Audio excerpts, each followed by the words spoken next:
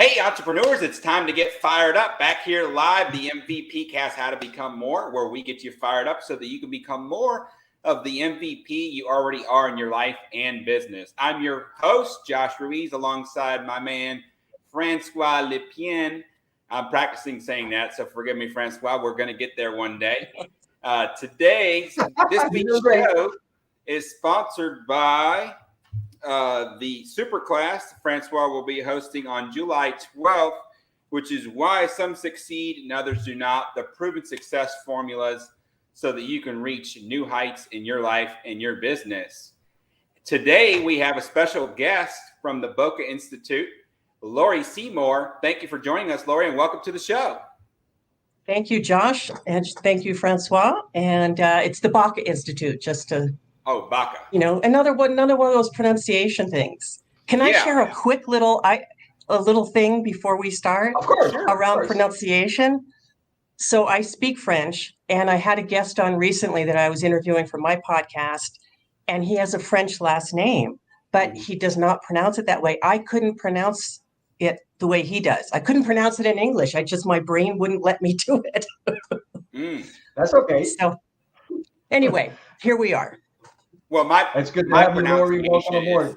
Is not always the best. And you would think I'd be able to speak better, being that I do have a college degree, believe it or not. And my wife and mother are both educators, but didn't seem to stick with me too well. So anyhow, good thing business doesn't always require you to be the best spoken person. You put right people around you and, you can do great things. So Francois, let's get on with Miss Laurie and the Baku. Baku. Right? Baku. Is that French? Right on. Hey, Laurie, welcome to the show. It's a pleasure to have you. So, hey, how about I'm more appropriate? And you see, that's the nice part about mispronouncing it. Then we pronounce it more and more, then it gets to stick in people's mind.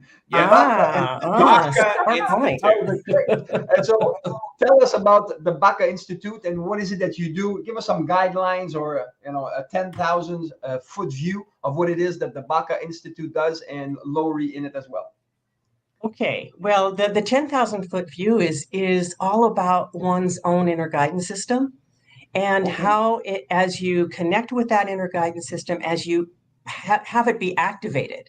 In other words, it's not just there as a gut instinct that you pay attention to once in a while, but it's all about using those other aspects of ourselves that we are trained out of paying attention to in order to live a full life, in order to bring ideas into action, and in order to take the inspiration that we have when we have a great idea and really be able to carry that feeling of the inspiration all the way through into revenue, really. Let's put it in blunt terms, into being able to make something real and tangible. Excellent. I love it. So basically, I love what you're saying. So when we're kids, I have 6 kids. And so when they're young, they have pots and pans and make airplanes out of it.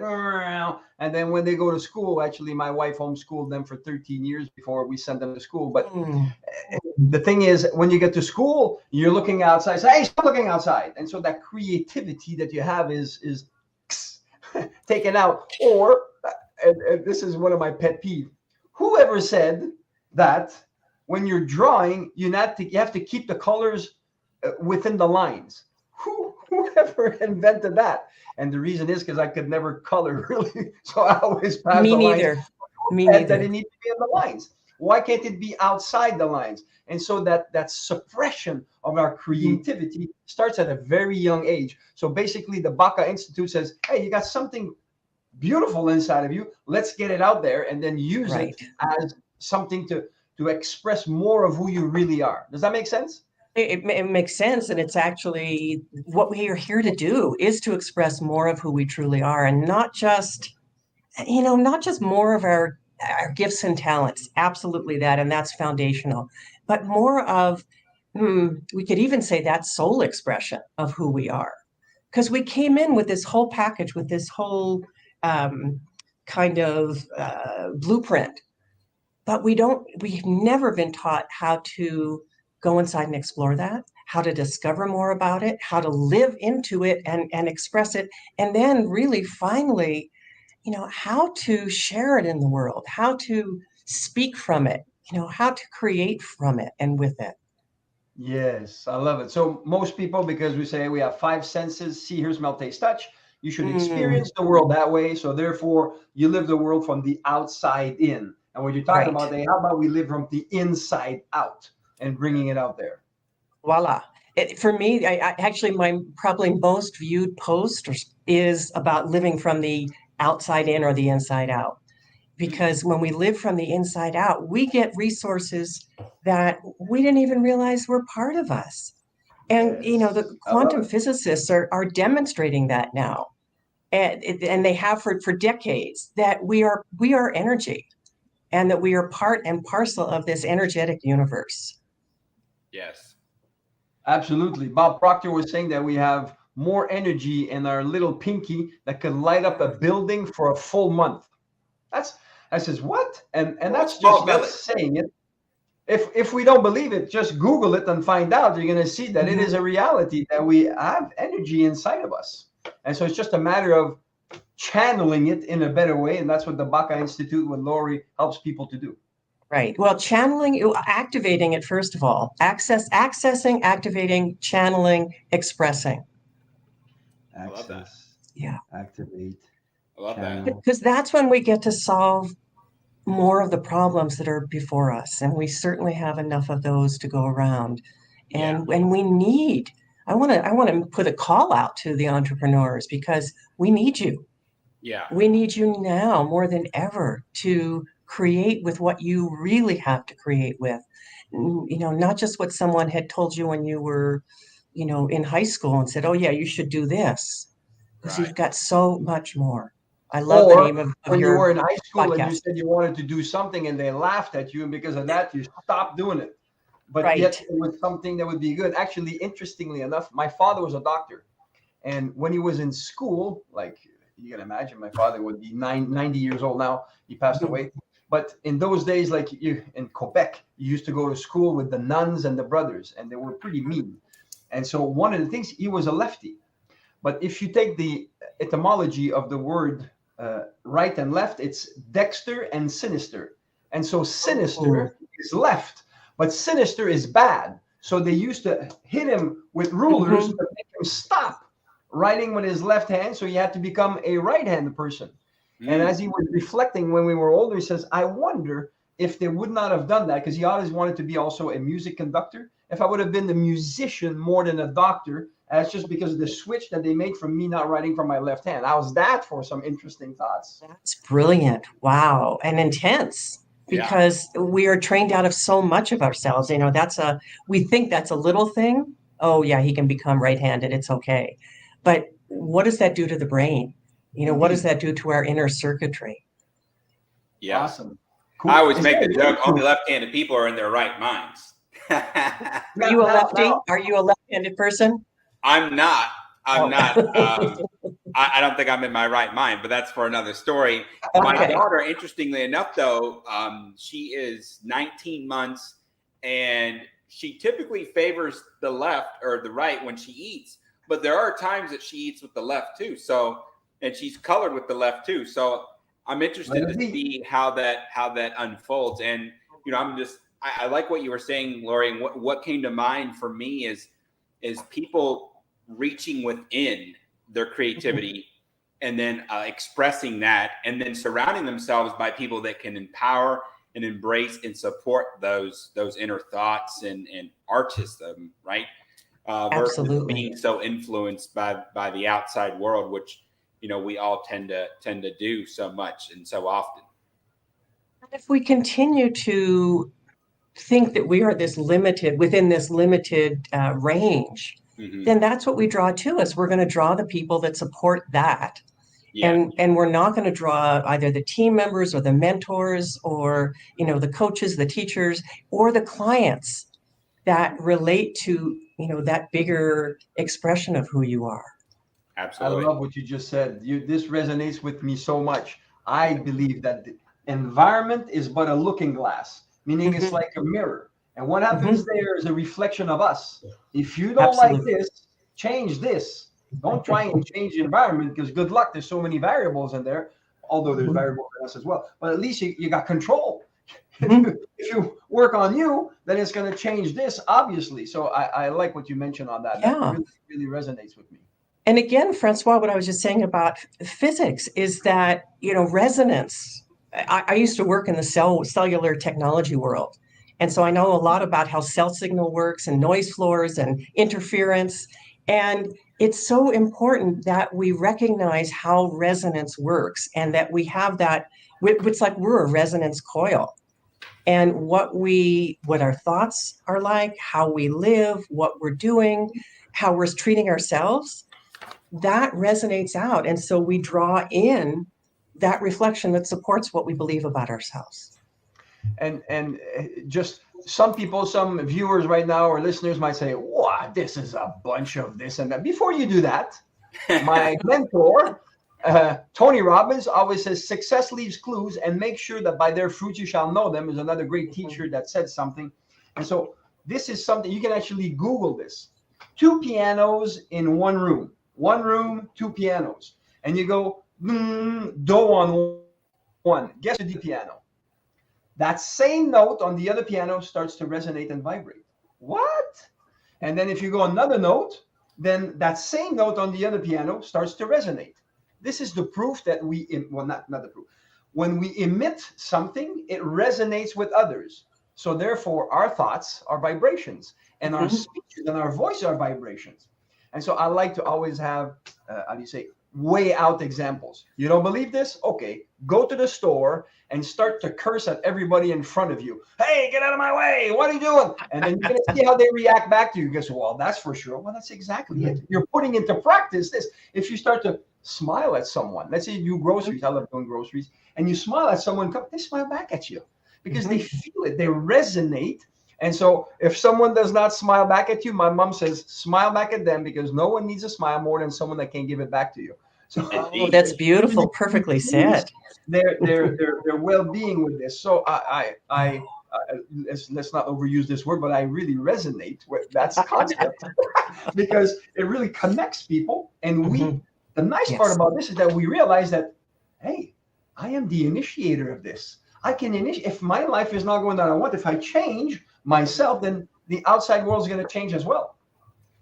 Absolutely. I think the resin is dripping off of you, Francois. There you go. Well, they call it the Baku Institute. It really is connecting with what I feel also, and I love it. Cool. Yeah. So, opening people to their connection with unlimited potential. Isn't that one of your dream or aspiration? Well, it's boy, it's more than an aspiration. It's kind of been my raison d'être for my life. Meaning, Ooh. I started out as a psychotherapist because I was most interested in what are we as humans? What are we about? What can we do? And also people were really drawn to talking to me about their issues, their problems, how my friend Michael couldn't get Irene to really like him in high school and, that kind of thing. But what was foundational really was that quest for me, because I wanted to know more about what was possible for me. I wanted to know more of my own potential because I felt like there was more. I always felt like there was more. And I grew up in a family that really didn't know how to acknowledge that, certainly didn't know how to support it. My mother struggled. She knew a lot about struggle. My dad died when I was very young. But that sense of potential is what drives us, I think. And the people that are drawn to working with me are those people who say, I don't know what it is, but I know that there's something more for me to be doing in my life, in the world today, in my business. And I'm not sure how to tap into it. I'm not sure how to really use it. Nice. That's so you have ways to I'm not sure how to use it. So you have ways to help people understand what's going on, create a language, so to speak, that they can understand, and says, okay, this, and then it can come out. For lack of a better word, I say create a language, because since it's something foreign, we need to make sense out of it. So once you make sense out of it, then it can be expressed. That's part of it. And absolutely, that's absolutely true, Francois. And the ability to provide a language for it. And I haven't said it that way, but that's beautifully said. Um, and the other piece of it, though, is the energy. And again, I may get a little farther out there, but it's really very, very practical. If everything is energy, and it is everything in the universe, we are energy, then as we start to realize that, as we start to tap into that, because my work is about actually activating those dormant energy systems in people. And so as those are activated, what happens is it starts to almost like it's being expressed through you. And that sounds like, no, I'm not in control. And it's nothing like that. It's that you start to have experiences. You go, how did I say that? I have clients calling me and I don't feel like I did anything differently. But what's happened is that you've changed your frequency. You've changed your vibratory rate. Yeah. I see you, Josh. Yeah, you understand what I'm saying too. Because as you do that, you start, and this is what Francois, you were talking about, as you do that, you start attracting that to you. Absolutely. I'm so techie. Here's my perfect sheet. Your thoughts, feelings, and actions will create these results. So that's a frequency. And then that frequency, that's what you attract. If you have another goal of doing something else, well, you need to have new thoughts, new feelings, and new actions to be in harmony with the goal that you want. If you stay at this level, you will only get this. And so it is vibration in a sense. That's what it is. It vibrates. It is vibration. They say for things to change, you have to change. Yeah. It's not just and it's literally vibration. Because if I've done some work with, we had one person who's a research scientist who's did a lot of looking at all of this. And, we really do change the frequency rate in the cell. Now, we don't even have to think about that, though. That's the beauty. We don't even have to think like that or think, whether that's true or is that not true. We don't have to believe anything. We just have to allow ourselves to start experiencing ourselves in some new ways. It's like shifting perspective. Yes. And allowing it to be. The lower vibrations like anger, hate, jealousy, this is very low vibration. And when you feel these things, you're like constrict. But if you think about service, love, and helping others, that's a higher vibration. And at one point in the church, we have families that are assigned to us to take care of. And I have a lot of widows to take care of. And so we have to go and visit them and find out if they have any needs. And sometimes me and my sons go, oh, okay, we have to go. Okay. And so we're sort of tired. I says, let's do it. And then we do it. Then we go serve. And when we come back, we're so energized. Why? Because we served. And so we allowed the channel to come through us and out of us. And I'm sure that most of you listening have experienced that. You didn't know what it was. That's exactly what it is. You raise your level of energy and you're no longer tired. Because we're not in the vibration where it's tight, in a vibration where it's energized. And also, I'm not sure of the first name, Simon Curlian. He developed photography where you can actually take pictures of the energy of people, and there's energy on them. And that's in 1930s even that the guy did that. So it's this is not new, really. Russian photographer. And so he created that. Bob Proctor talked about him a lot. This is we are energy. You want to believe it or not, that's your problem because it's still a reality. Yeah. And so just find out about it. This life is about awareness. And the more aware we are of things, then the more we can create and combine things, more pieces of the puzzle we have, the bigger and nicer the puzzle we can create. So that's cool. And you know what you touched on, Francois, there is the magic word, right? Attitude. It all comes together. And I'm loving this conversation. Again, thank you for being on here with us, Laurie. Each and every week, we bring amazing people in specialized fields like yourself. And somehow we always kind of tie back to the same core principles of what it takes to be successful and be in business and attract, what I like to say, your tribe, right? And so thank you for that. We appreciate that. I want to touch on real quick, if we could go back, I mean, you kind of went in on the Baku Institute, Can you tell us a little bit about Laurie prior to entrepreneurship? About what? Say it again. About what? Oh, like Laurie prior to being an entrepreneur and developing your Baku Institute and all that. Well, as I mentioned, that I was a psychotherapist for many years, and that was certainly what I saw as my calling. But then I started having experiences that were showing me that that was not my next step. That was not where I needed to stay, and that wasn't the be all and end all. And that there's a point where you can say, well, what's next? How do I express my own creativity? And it was because I was having these experiences of energy, of receiving energy, of working with it, that opened so many new doors for me. And really, it allowed me to feel the love within myself. And I don't mean how I could love other people. I mean to feel like I was loved.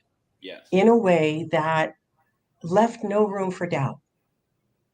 And I was plagued by doubt. I was plagued by self-doubt, even though I was tremendously successful at what I was doing. And that self-doubt really got in my way. When we talk about entrepreneurs, you're touchy-feely, you're very kinesthetic.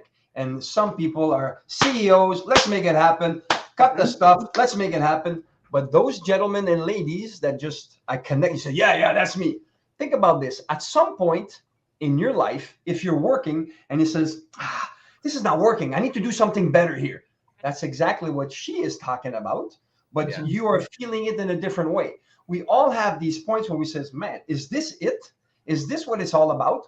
Right. That's your inner self wanting to express. And they're saying that the box that you put me in right now is no longer good. And so the people that are A-type, we just bust through that thing and says, okay, I'm going to get to the next thing. Some people are more touchy-feely about it, and that's okay. What I say in these things is there's the mountain. And then one is coming up from the right side of the mountain and saying, hey, I'm seeing a forest. It's wonderful. And then one is coming from the left of the mountain. Says, what are you talking about forest? There's a river right here. I don't see no forest. It's just river. Yeah. And they're going, and then when they get to the top of the mountain, they look at, that's the river that you saw. And they will say, oh, that's the forest that you saw. Yeah. So let's not blame others for expressing things not the way that we feel them, because their perspective is from their angle and where they're at the mountain, which is okay. And that brings a place as that acceptance enables us to, again, raise our level of acceptance. We can communicate with more people and join hands with them to create something better rather than butt heads with them saying, you're wrong, I'm right, go away, I'm okay. And so and what happens for those people, those people that you just were speaking about who were, hard charging, is that they'll come to me when they just had a crisis, when they either feel like, oh my goodness, somebody left them, whether it's a key employee or their spouse, they had a heart attack. They had something happen that opened their eyes to, there is more. And that's where people sometimes come to work with me one-on-one, or they sometimes come to do my first program, which is the Inner Guidance Mastery Blueprint course. But it's all around, how do we connect with that which seems so foreign, but maybe it's not so foreign after all? How about you give us a nugget right now on how can people connect more with their inner guide? Maybe a nugget of things that people can even try as an exercise. I know I'm just putting you on the spot there. Maybe this doesn't exist, but something that everybody that we're talking is listening to this podcast right now or watching it can say, hey, how can I do this? And then you say, do it this way. And then they try it and they feel, and by the way, ladies and gentlemen, doing is going to create the integration. If you just hear about what she says, you don't try and experiment it, well, of course you will not experience the results from it. Give yourself a chance by experimenting, by doing it. Once you do it, then you can crystallize. I like to say, information to create transformation needs integration, and that integration needs to go through you. So let's find out how. Yeah, it absolutely needs action. So that's a great point, Francois. Because action is where we actually experience something. If we just think about it, I'm not one for doing classes of any sort where, I just get to think of it or even maybe I'm transformed. I still need to mobilize that. Yes. So this is about inner guidance. My work is about really refining your intuition, and your gut instinct. So in that refinement, we have to start expanding our own awarenesses of what we experience. So here's a simple kind of exercise that you could try out, and forget about inner guidance for a moment, okay? Just think about it as, oh, I'm going to try something out, a fun kind of experience, and let's see what happens. So imagine you probably go on regular walks of some sort or another, and maybe it's in your neighborhood. But in this day, instead of going for the same walk and the same route in your neighborhood, you say, I'm going to try it completely differently. I'm going to go on a path that I've never gone before. And if I'm somebody that I'm always lost in thought, I'm going to start really paying attention to the details of what's around me. I'm going to notice, I'm going to maybe peer into somebody's yard and see a flower I never saw before. If you're someone that really focuses on the details in your walk, well, here's a new walk, you're going to see new details, but also maybe step back for a moment in the way that you're interacting with your environment. Look at it, look at the sky, look at the tops of buildings, look at how you're feeling as you move. Now, the power of this experience, and it is indeed simple and it's fun, is that you start paying attention to your feeling body. And the feeling body, here's the nugget, the feeling body is your first step into your inner guidance system. The feeling body is what connects you with that. And it's how you get to notice what's going on, how you get to pick up things, how your body receives energy, whether it's what's happening on the other side of the world or in a party that you just walked into and the couple's been fighting and you're wondering what's going on and is there something wrong with you? That's incredible. Awesome. I like it. So, yeah. And so I like going on walks and feeling the wind in my hair. How does it feel, Francois? Tell us about that. Can you share more? Please enlighten us. Actually, interestingly enough, I love swimming. I hold my breath underwater for a long time, and I like swimming underwater. And I don't have hair on my head, but I have hair on my body, and I feel the water touching the hair on my body as I'm sort of quote unquote flying in underwater. And so this is something that you become aware of, that if you never paid attention to it, you don't realize it. But all of a sudden you realize more and more things. And it's life is wonderful. I like that exercise. That allows you to become more sensitive, and I mean sensitive in the truest sense of being able to sense what's going on both around you and within you. Because think about when you are going to hire somebody on your team and you have a meeting with them and you have some feeling in your body and you don't know what it is. And you might be a person to make a snap decision, but my work is about teaching you how to refine that so you notice that feeling and then you start to do some inner inquiry to get more information from your own inner guidance system about what that feeling was about. So you can know, maybe this person's going to challenge you in being able to take you to the next level. Or maybe this person's going to undermine you and you want to get as far away from them or farther away from them being on your team as you can. Cool. I like that. I really do. And, one thing I want to point out with that, Laurie, is that, we say this each and every week on the show, and being an entrepreneur is not about being in business by yourself. It's not about being alone. And people like yourself, you're kind of part of that team that's in the background for folks, right? That people maybe sometimes don't see, but are a critical component to people being able to go, maybe from here, to the next level by having that awareness of that inner guidance. And so I love that. I just wanted to kind of point that out. Again, you're not in this to do it alone. We're not a species to be alone. We're meant to be a tribal being, a pack, if you will. So find your tribe and get your pack right. Yeah, we can't really do it alone. Even for those of us who might be pioneers, we might be at the forefront. Yes. Then we need to bring people in and learn how to build the bridges. Learn really what I say is about co-creation. So you're Exactly. co-creating with your higher self, so to speak, or with presence. You also get to co-create with others. And, and that's one of my invitation only programs, quantum co-creation. Cool. I like it. That's You awesome. talk about we can't do it alone. I'm a Mhm. Canadian champion gold medalist in Taekwondo martial arts. This is a unique sport. It's me fighting with others. But the thing is, I would not be able to perform at a high level if I did not have a master to teach me. And then Right. someone else, and then sparring partners in order to increase my skills. So even though it is a individual sport, it's a team effort to make it happen. So whenever we think that, oh, I'm the CEO, I'm the this, I'm the owner of the company. Yeah, but if there's no people around you, then you're nothing. And if there's no products or services, there's nothing either. And so, yes, we are part. And if exactly, no man or woman is an island on his own. We need each other. And the more we get together, the better it is. This is awesome. I love it. Cool. Hey, time is sort of running out. We're having so much fun talking about this. How can people get a hold of you, Laurie? So, how can people The get a best hold place of you? that I'm on all the social media. I'm certainly on Facebook, both as the Baku Institute and as myself, Laurie Seymour. I'm on LinkedIn, on Instagram, on Twitter.